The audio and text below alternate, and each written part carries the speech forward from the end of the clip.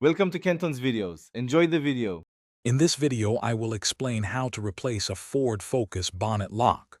First, gather your essential tools, including a screwdriver, a wrench, and the new bonnet lock assembly.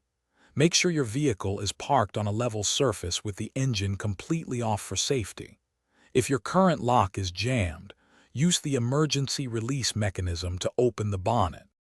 Now, let's remove the old lock.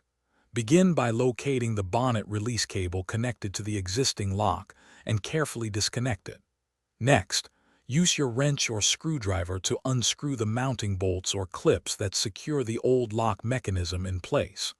Once all fasteners are removed, gently lift and take out the faulty bonnet lock from its housing. With the old lock removed, it's time to install the new one.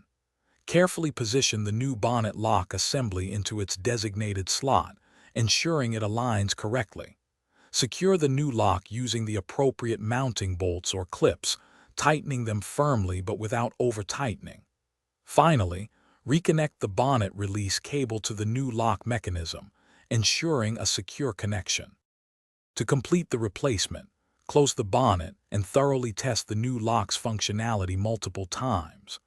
Verify that the bonnet opens and closes smoothly and securely without any sticking or resistance.